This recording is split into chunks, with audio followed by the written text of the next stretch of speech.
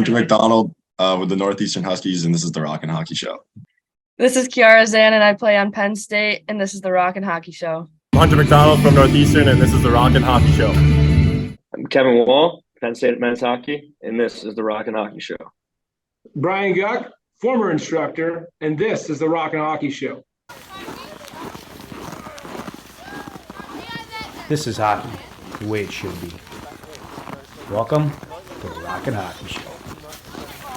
This is the Rockin' Hockey Show. This is the Rockin' Hockey Show. This is Rockin' Hockey. Hi, this is BU Hockey, and you're watching the Rockin' Hockey Show. This is the Rockin' Hockey Show. This is the Rockin' Hockey Show.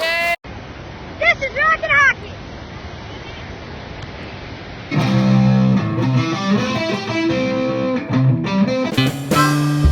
Welcome to the Rockin' Hockey Show, where Dave saw a death leopard when he stopped growing, 1984. Hey, what's up, hockey and rock and roll fans? This is the Rockin' Hockey Show.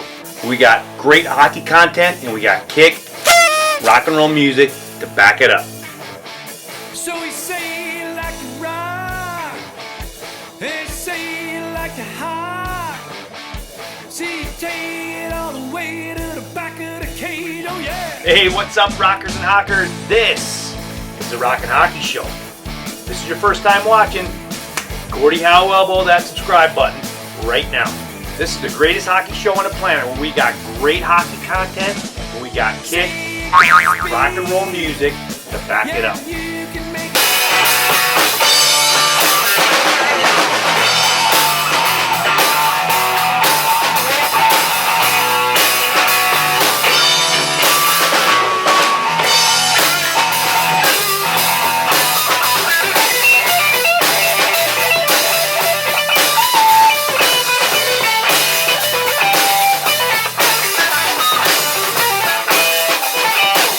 Now, rocking my Detroit Tigers hat because baseball season is upon us, but most importantly, I'm rocking this. Yes, Rockin' Hockey merch is now available to you. Check it out at shinnyhockeyco.com. This one, my favorite. Or you can rock a hoodie, or this hoodie. Again, get your Rockin' Hockey merch right here at shinnyhockeyco.com. All right, before we get on with the show, let's say hi to the band.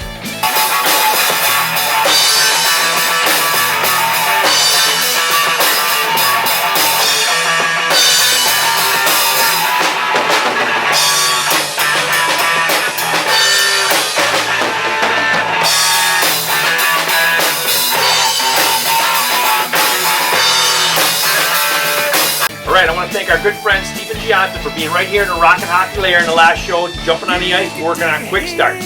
Hey, before we get on with the new show, I want to say congratulations to our great friend Hunter McDonald, who was named for Hockey East All-Rookie Team as well as Best Defensive Defenseman.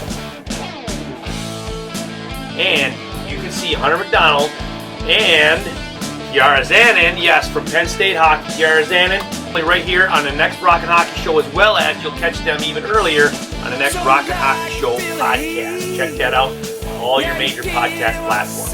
That way you can listen to the show in the car, you can listen to it in the locker room, you can listen to it while you're, well, we're not shoveling a rink anymore, but you can listen to it while you're cutting the grass pretty soon, sitting on the toilet, taking a bath, whatever.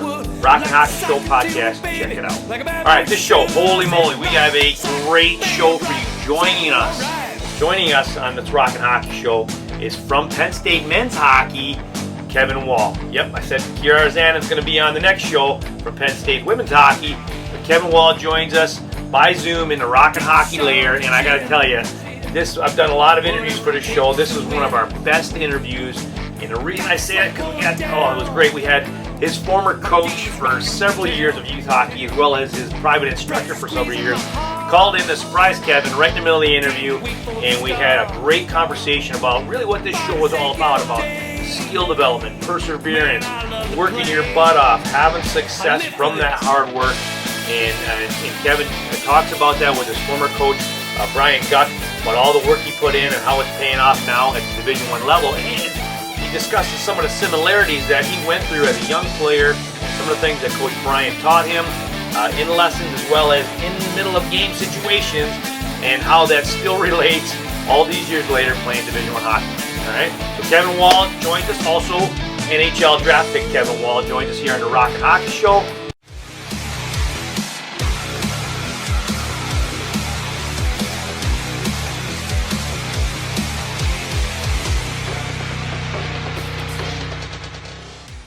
We got a great skill development session on the ODR. Yes, ODR didn't have too many of those this year, but we got a great skill development session on the ODR. Make sure you check that out. Unfortunately, our Rockin' the Rink series might be been put on hold for a while because our ODR season has been significantly short. Get back to that later. Make sure you watch the show all the way through because we got another great episode of These Are the Hockey Days of Our Lives. Hey, are we getting pizza after this? No. Jimmy said I that want pizza. his dad found a brewery. We always go to craft breweries. soda. Speaking of Craft breweries, soda. all my dad talks about is And whiskey. chicken tenders. Also, as a bonus interview for this show, we have the one and only Dave Church from Flushing, Michigan. Yes, Dave Church. You've heard him on the podcast. He's on almost every podcast. Dave is a former Division I goalie, a teammate of mine. We're actually roommates as well. Longtime friend of the program, Dave Church, calling into the Rockin' Hockey podcast. You'll see him on today's interview as well, discussing the great topic which relates back to Kevin Wall, is the impact that coaches can have on hockey players, especially youth hockey players, positively and sometimes negatively. And Dave Church discusses some of the ins and outs of that. And it's, like I said, one of my favorite interviews because Kevin Wall, Brian Guck, Dave Church, all chiming in on youth hockey, skill development, the impact of youth hockey coaching. Don't miss it. Before we go any further, I have a great announcement that True Hockey, yes, True Hockey, is now joining the Rockin' Hockey Show as a sponsor. I want to say thanks to our friends at True Hockey for coming on board and supporting the Rockin' Hockey Show. All right, buckle up your chin straps, tape your ankles, whatever you got to do, because this is the Rockin' Hockey Show, where the hockey rocks. And the music sucks. Take it away, Lord Stanley's brother.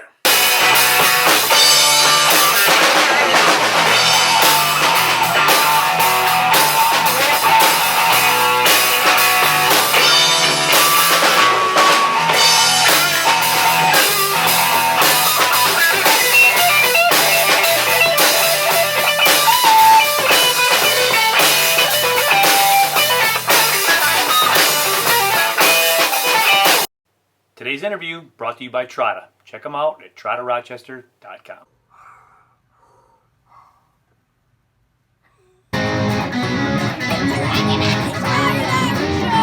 Kevin Wall from Penn State, how are you, man? I'm good. How are you guys? I like You remember this guy? I know. I Oh, yeah. saw him over holidays. I know. But did Dad ever put up an outdoor rink for you? No, never. So you had to go and bum off the boys around the neighborhood, huh?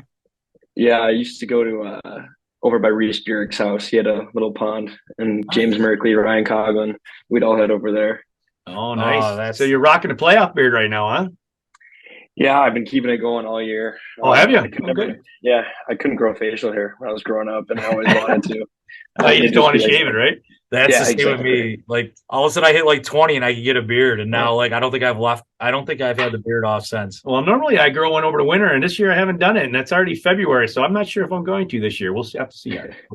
It's a painful process growing it out. I don't like it at all. Once you get it, it's not bad, but that like 2-week period, it's so itchy and uncomfortable. Yeah. Anyway, so you guys are moving along pretty good at Penn State. I got to watch one of your games the other night. So tell us a little bit about. It's got to be exciting for you guys. Yeah, it's unreal, and especially it being senior year, kind of means a little bit more to you. But I think it's just crazy. I think this just came out yesterday, our 10th year in the Big Ten, and just to see where we started and where we are now as a program is just unbelievable. I mean, you'd think it'd take programs years and years to build a name for yourself. And I think what they have done here at Penn State is truly unbelievable. With this support from the community, the War Zone, and just the guys that we are bringing into the team. I think not only we're not looking for the first overall draft picks, stuff like that. We want good people and good guys who are coming here for the right reasons, and that's to make Penn State hockey a well-known name around the country. So it's a lot of fun, and obviously ton of thanks to the Pagula family. The Pagula Ice Arena is by far the best rink in college hockey, so it's a ton of fun being able to play here. Well, like I said, I watched the game the other day, and I know that they showed a stand, I'm like, holy mackerel, that place is going bananas right now and is packed. And I know talking with Nate Sassis, he was telling what a great place to play there. And here it is 5-6 years later, and you guys are still rocking it with sold out crowds. And well, you had that big the charity games, right? The white jerseys, right? Yep. You donated those off. Yep. So yeah, we actually had record breaking attendances back-to-back nights there. And I mean, that I remember talking to my mom and dad after the game and saying like that was the most fun game I've ever played in. Not only to get the win, but the crowd, like you just can't hear yourself think. It was unbelievable. And yeah, we auctioned off the jerseys. All that money is going to charity, which was awesome. And luckily Mike was able to snatch my jersey from me. Oh, did he? Nice. Yeah. I told him I wanted it, but I was like, hey, if it starts to get out of hand, like don't even bother, because we did the same thing freshman year. We had football edition jerseys and auctioned those off, and we almost doubled it this year, so which is awesome. Hey, we want to take a break from the interview and check out the Rockin' Hockey highlights brought to you by our great friends at Howie's. Howie's Hockey. Check out this great goal by Mason Maximou as he walks the blue line and unleashes the clapper.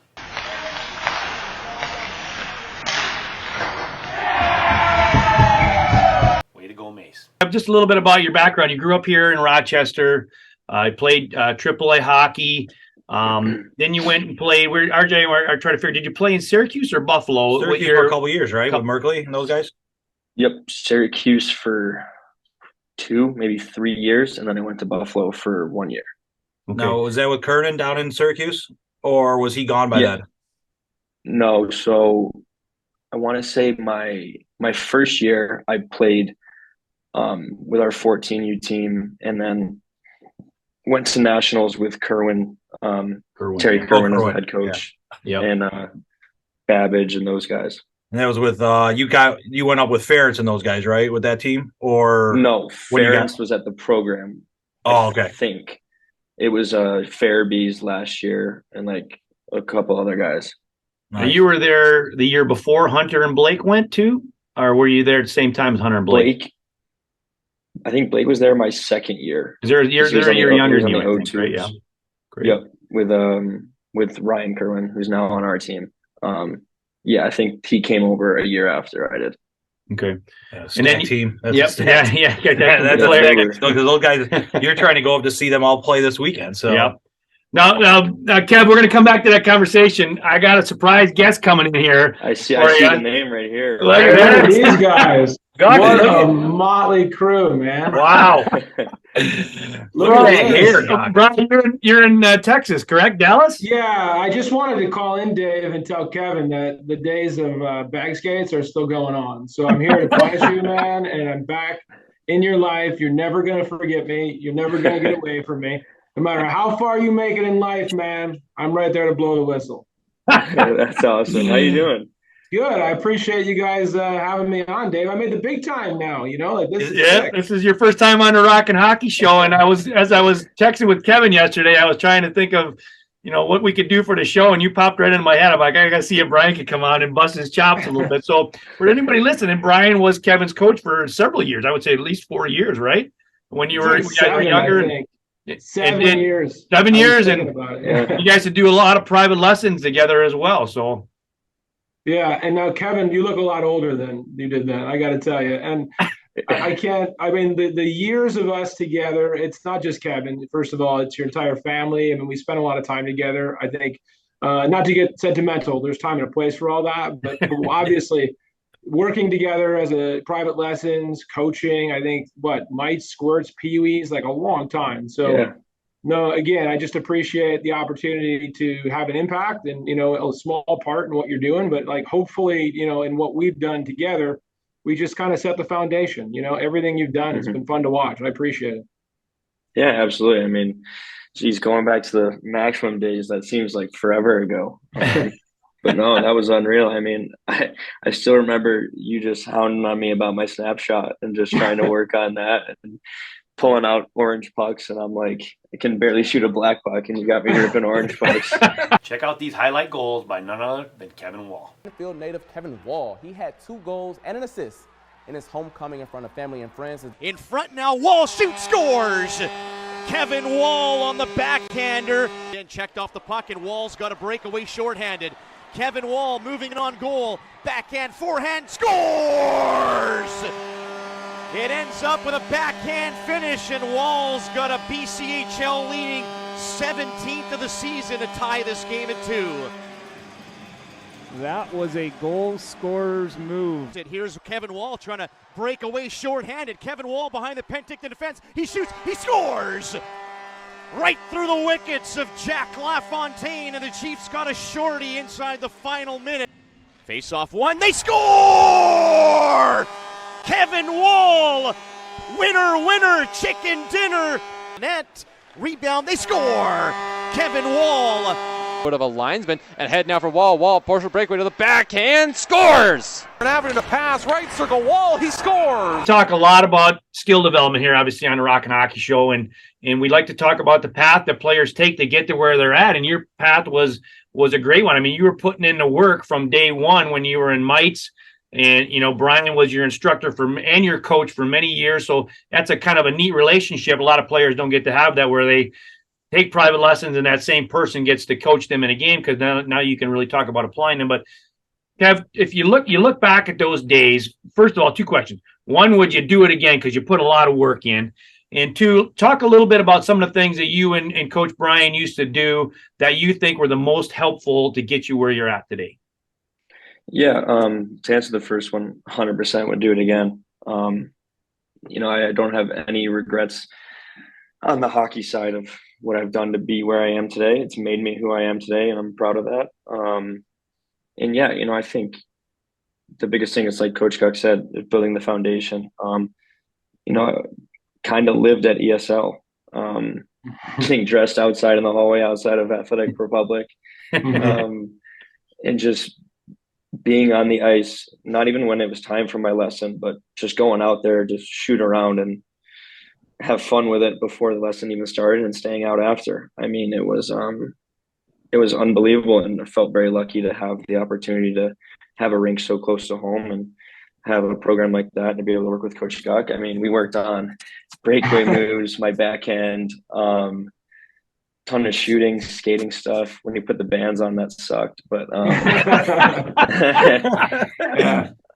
no, it was, yeah, just unbelievable. And then for him to be able to be coaching as well, you know, having that relationship, him being able to see me in games so he can help with stuff that he felt that I needed to work on in private lessons was huge. I mean, it helped tremendously. But yeah, I mean, those years, Rochester Americans, we went through a lot, had a lot of characters on our teams, Jibs, Dumps, all those kids. But yeah, no, I wouldn't trade that for a second. That was unbelievable. Check out this breakaway snipe by Carter Castelluzzo.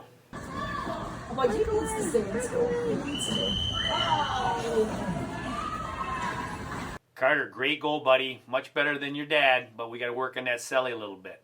Here's another goal by Brendan Piccirilli.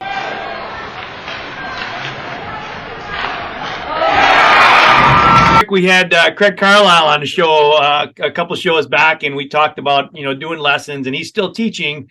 And he said his lessons are very similar now, where it's probably 70% skating. And I know Coach Guck was huge on that. And all of us were at maximum of, you know, skating fundamentals. You got to have them. And everybody's lesson was at least 50% skating. And you remember those days of the one-legged egg jumps and the gliding and inside edges and the bands, all that stuff.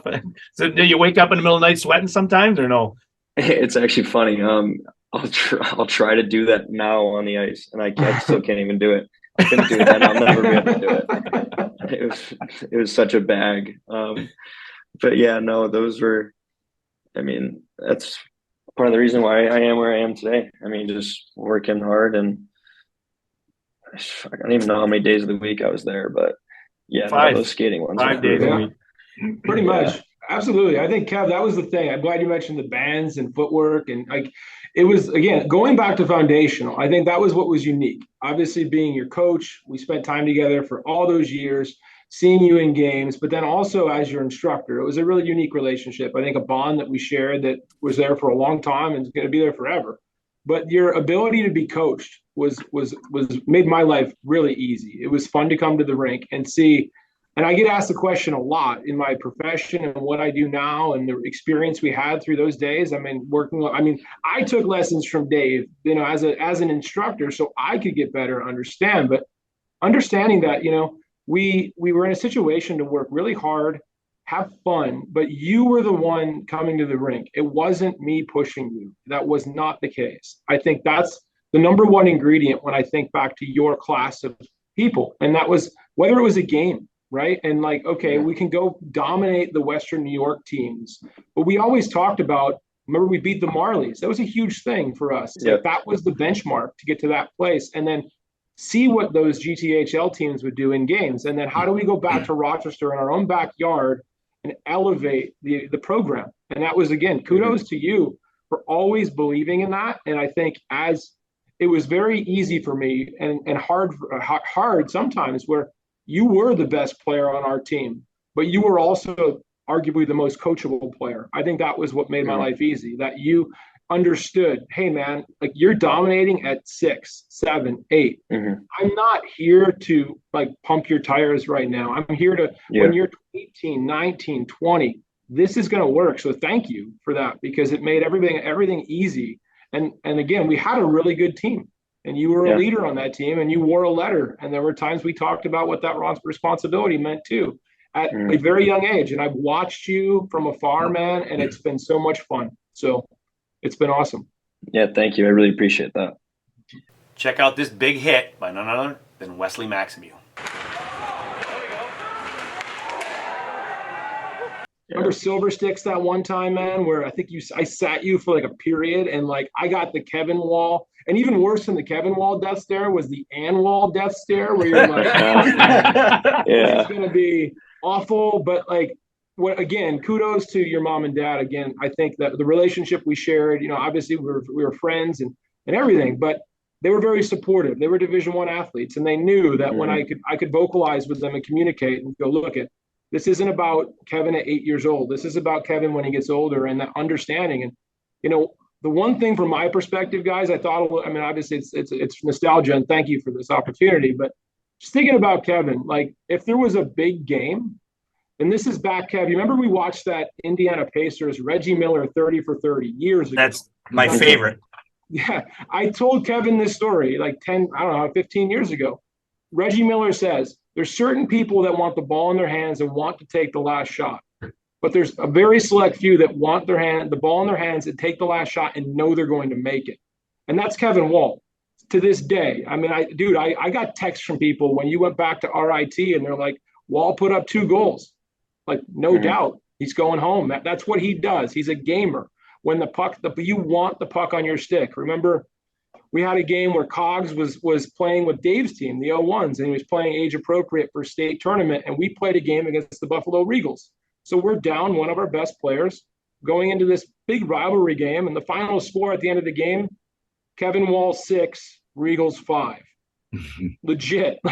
And their whole game plan for that game was, we can't let Kevin Wall beat us. Well, it was fun to watch, dude. Like, I had a front row seat and I got to sit back and we worked hard in practice and you worked hard at lessons. And the reward was when games came on, just watch, just enjoy it. And I think 6 years of that, we didn't get to the ultimate goal. We didn't win a state championship.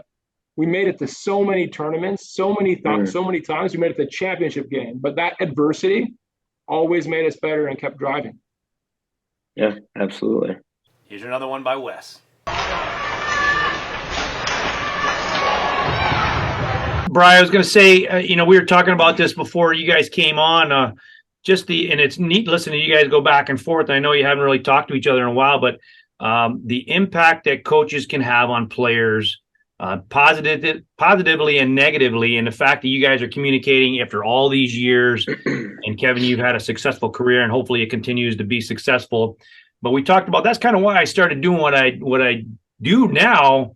30 years ago was as I look back at my career, and I had some coaches that really didn't help. I had some coaches that, when I was down, couldn't steer me in the right direction. And I just wish I would have had some of those, a coach like that, or somebody to give you the confidence or a kick in the butt when you need it. And then you look back and say, wow, that was huge for me right there. And it's neat seeing you guys do that. And I know it's neat when I have some of my former guys come on and that have been very successful, even guys that may just play adult league now. They look back, they say, what a great experience it was. And I remember you did this. And like I said, some of my locker room speeches still come back to haunt me or make me laugh sometimes. So it's a pretty neat experience.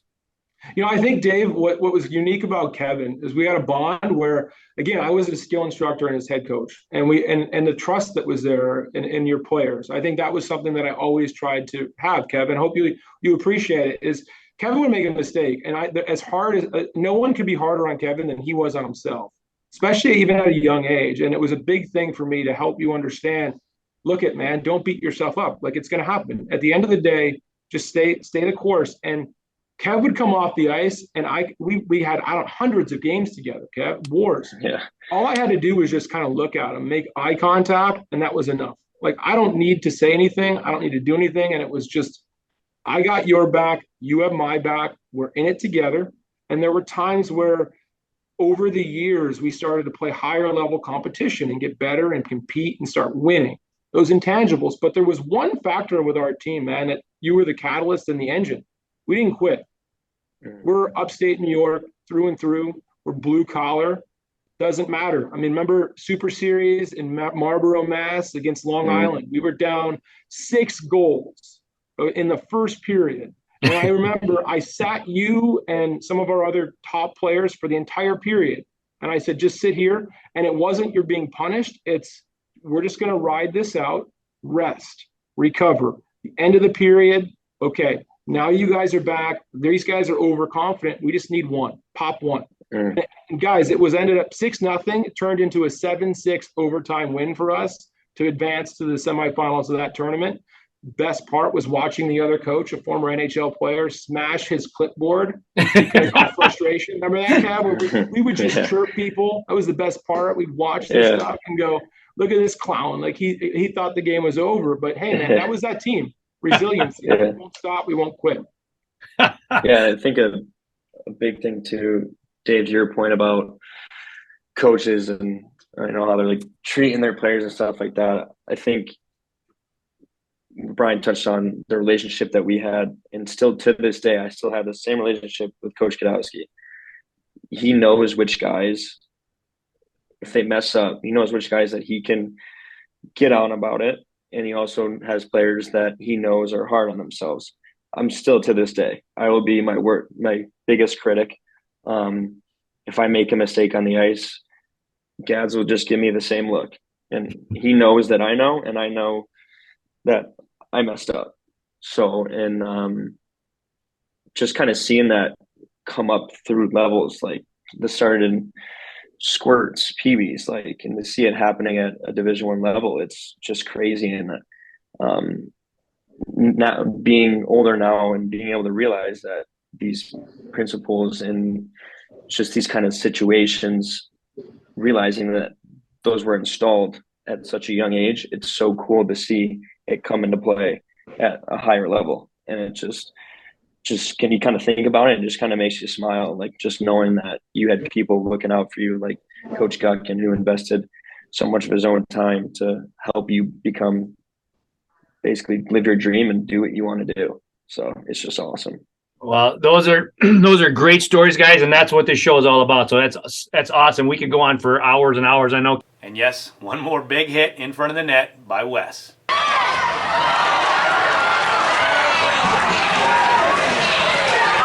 Great hit, Wes. I know it was an unfortunate penalty, but hey, got to do what you got to do. So we're going to talk about something very important right now.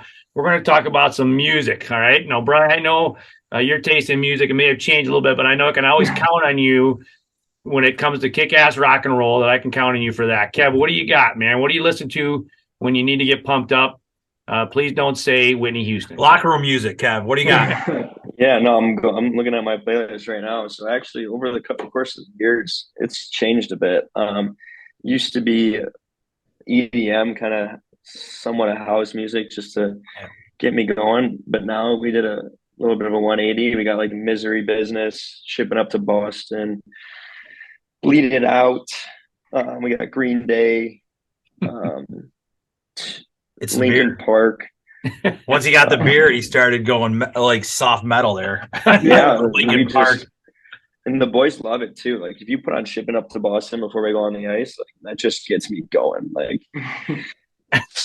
but yeah, no, just like some classic rock stuff like that. Maybe some country, just to maybe when I'm heading to the rink, just to keep a calm vibe. But no, once we get started to get closer to the ice, I tend to get myself more fired up. And the boys love it. So, right, when I'll be on the Hawks. When we were talking with Craig Carlisle, we were busting his chops that he used to be a big club music kind of. Oh yeah, 100%. You could never get away from it with that guy, and he'd have it going on in the gym all hours of the night. Parents coming in, this guy's got F-bombs loading on there. We're like, "What are you doing, dude? Like, there's people here." Oh man, I'm in the middle of my set, man. Couldn't get there, bro. I'm like, dude, age appropriate, man. What are you doing? So, Brian, are you still rocking now? You're a little bit older, or no? 100%. You know what? I got my kids into the Beastie Boys. That's probably the best thing I've done. So since obviously I got three. I'm on the Dave Maximum path. I've got 3 kids. Where I can remember when Dave had little guys and they were running around, and that's basically my life. I still got good hair though, but dude, I'm running all over the place. So, I don't know who's that a shot. Is that a shot right there? Yeah, shots fired. No, 100%. Beastie Boys. You can't go wrong with that. Old school Motley Crue, man. You know that. But I'm in Texas now, so there's some country music too that I get into, and I rock that, man. You got to do what you got to do, Well, listen, guys, Kev, I know you got to get to class, Brian. You got to get to work. So, listen, great. Thank you so much for calling, Brian. Good to see you, Kev. Good luck down the stretch here. Frozen Four's coming. Yeah, and we look forward to skating with you this summer. Hopefully, I know I skated with you once last summer, so hopefully we get on the ice again. Maybe Coach Brian will show up and dust off his skates. Come up north. Yeah, thank you guys. I really appreciate it. Hey, Kev, good luck on the rest of the year. Yeah, good luck, guys. Thank you. This was awesome. Bye, guys. Thank you. Take care. Well, there you go. Reuniting. That was and great. It felt so good. Wow, did you just sing Reunited? Who sang that? So I don't know. I'm not your age. It's either no. Is that Hall Notes? No, it's not Hall Notes. I want to say it's either, and I want to look. It's either Seals and Croft or Peaches and Herb.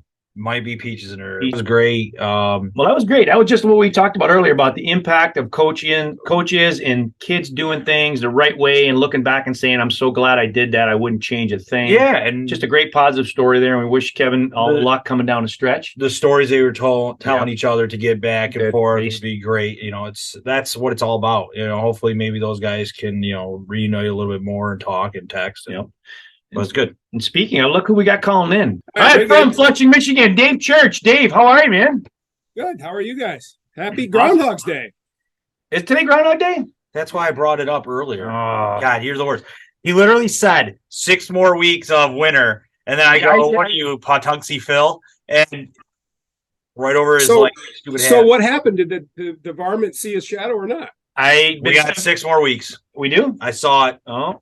So I guess I've never understood if he sees a shadow, is that good or bad? I mean, that's bad because he runs back in for more hibernation. Okay, all right. Well, that seems really complicated to me. I'll just watch CNN. Especially seeing they just literally grab him now and pull out and just read something. The Weather Channel, just watch the Weather Channel. But it's Churchy. She's rocking a Godsmack shirt today, boy. I got my Kiss shirt. Yeah. No, Kiss. Yeah, hey, Detroit Rock City, man. Rock and roll all night. Amen to that. So ask him; he might know. Who sings? So are you gonna? So Guck and Kevin were on, and it was the first time they talked in a while. And I go, it's just so. What did I say? It's reunited, but it feels so good. Who sings that? Oh my god! Was it Peaches and Herb? I think I was gonna. Yeah, It's definitely a girl guy. Seals and Croft or Peaches and Herb, right? Well, it wasn't Captain and Tennille. I'll tell you. No. I wouldn't bet against Peaches and Herb. Is it Peaches and Herb or Peaches and Herb? I think. Well, my uncle was Herb, but exactly. Herb. But my garden is Herb. Yeah, no kidding. Now I gotta look it up. Check out these 3 great goals by Vince Sabetta.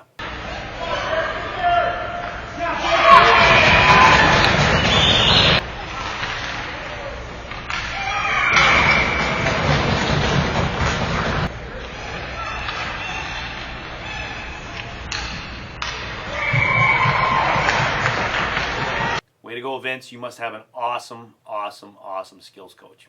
Now, back to the interview. So, Turkey, listen, we just had Kevin Wall on. Great conversation, and he brought his old coach on, Brian. I think you met Brian before, but I coached him for probably 7 years as a youth hockey coach, did private lessons with him. So it was a big surprise because they haven't talked to each other in probably 10 years.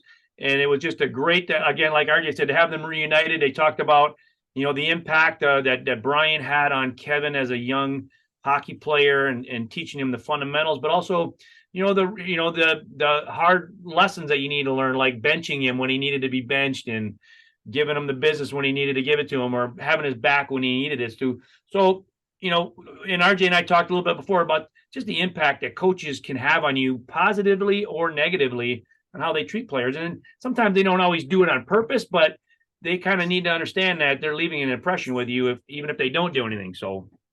Yeah, no, I think that it's the case. I mean, you and I have been around the block for a week or so, and the way we were coached is much different than it was back in the day, right? Yeah. But as a father, I'm a big believer that we live in a society where, you get a participation ribbon and you can't criticize and you can't be tough. And the old school coaches, I think, don't exist anymore. But I believe as a parent that my children, my sons specifically, need other male role models in their lives, not named me, right? And so to have those strong coaches be there, right, wrong, or indifferent, is important. I mean, my hockey coach growing up, he was my confirmation sponsor when I got confirmed. Oh, really? And so we were close, right?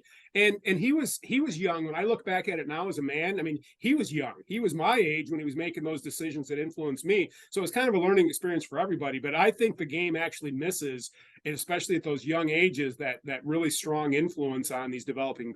They're not only developing players; they're developing humans. Right. I mean, they're people. I mean, most of these kids are not going to go on to play D1 hockey, but they're going to be out there building bridges and policing the streets and in our military. So I think it's important that we have that from day one.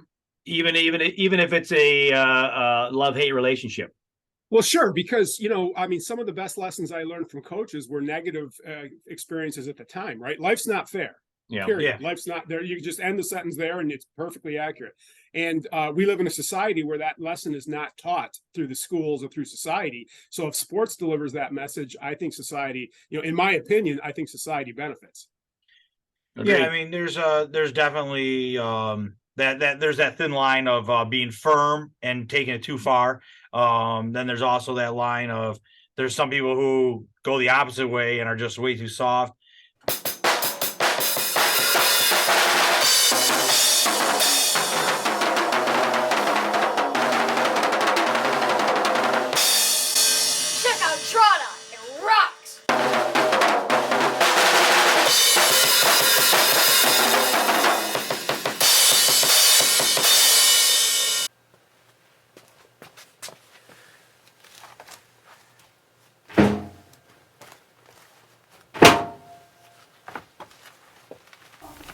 Being a youth hockey parent is like putting a bunch of jocks in a dryer and watch them aimlessly go in circles and bounce off the walls.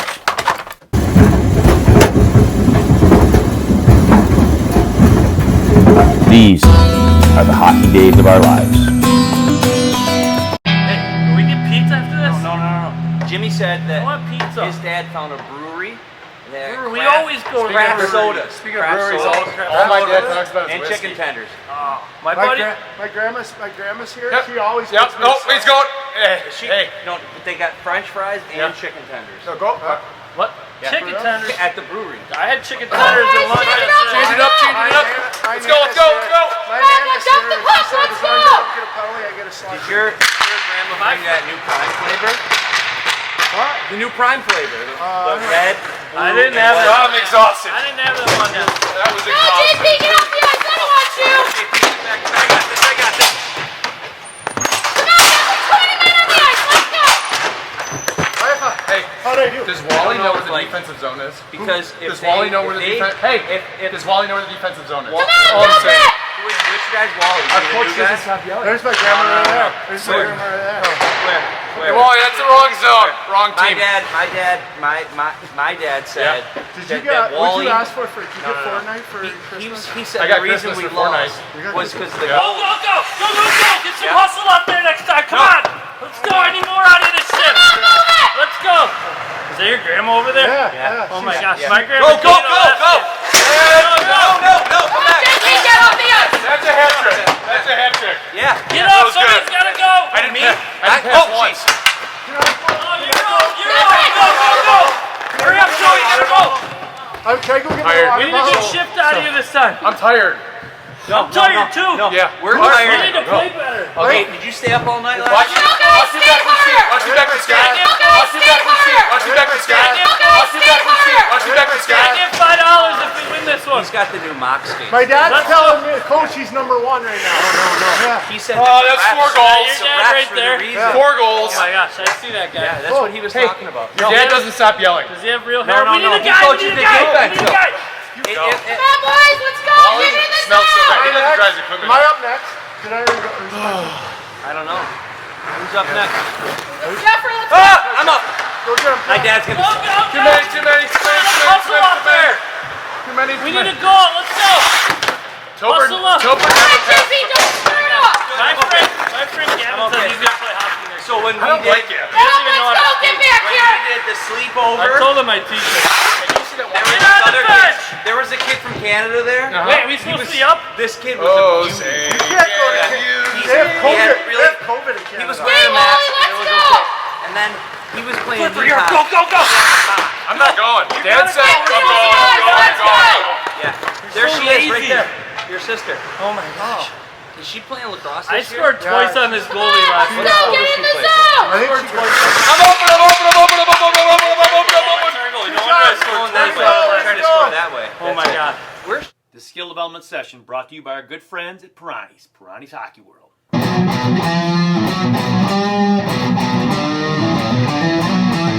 Hey, thanks for stopping in at the office today on a Rockin' Hockey Show. And today we're going to work on some shooting. Before we get to that, I'm rocking my Toronto Maple Leafs Wendell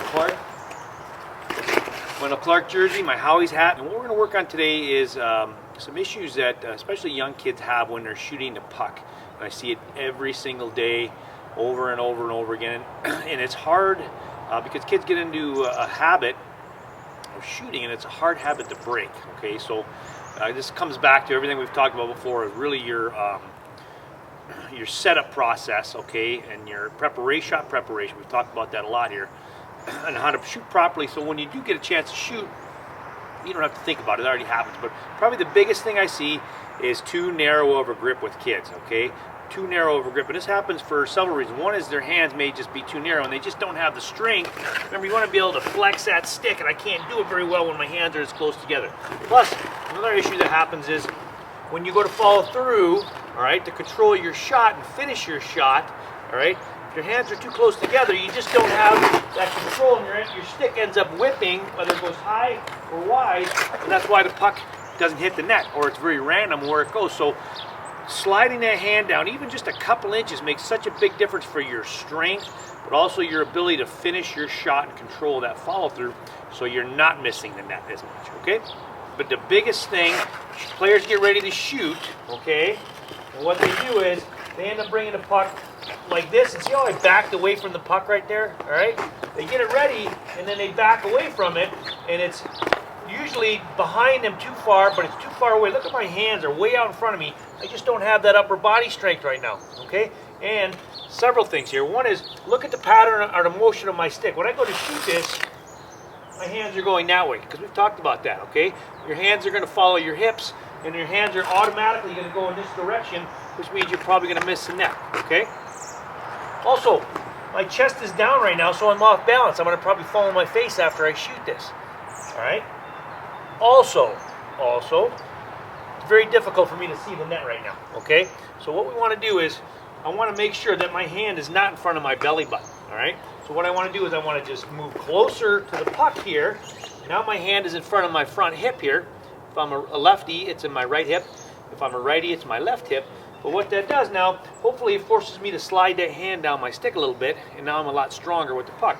Now that I'm closer, okay, it's much easier for me to turn my head and see the net, all right? It's much easier for me now to get that upper body strength coming down on that stick to get a good leverage on that puck, okay?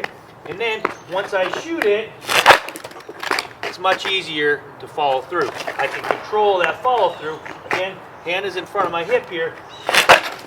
much easier to get a good follow through right there. So a good rule of thumb here on how to get correct hand positioning is we talked about your stick handling grip. Hold your stick right at the end, put your elbow there and grab on. Okay, that's your stick handling grip or skating with the puck. To shoot it, move it a couple inches down from there. Okay, so that's kind of give you a general area of where to hold your hands. And it's so important in your shot preparation to get your hand positioned properly, okay, so that you can shoot the puck. Once you kind of get that general area, then you got to feel it. Am I able to flex my stick? Do I have control of my follow through? Am I hitting the net properly? Am I being accurate? Does it feel comfortable? And you might need to slide your hand a little bit up and down. And each shot may be slightly different too. My wrist shot may look like this, but I may slide it down just a little bit for that snapper or a one-timer. Or I'm even a teeny bit more for a slapper or a one-timer to make sure I really get some good leverage on that puck because it's coming hard. So anywhere in this area, but it's all about feel as long as you get the mechanics right of getting your hand position. Okay. On the flip side of that, you'll see sometimes players, especially when they're learning, young kids learning their slap shot, all right, their hand comes way down here. All right, several issues with that. One is I can't get my hand in front of my body. See how I'm bumping into my hip right here? So I'm not going to get any follow through whatsoever. Another thing that happens is as I go to shoot this, right, because my hand is so low, my blade is going to open up a lot sooner, which means I'm going to either shoot the puck high, I'm going to shoot it off my toe, or there's a good chance I might miss it altogether because the hand is so low and it pulls that body up and away, and I end up missing it or fanning on the shot. So a lot of issues right there, but a big thing is just your follow through, and you're going to be shooting off the toe of your stick right there. So finding that happy medium that allows you to flex, all right, it allows you to follow through, it allows you to have control of that stick.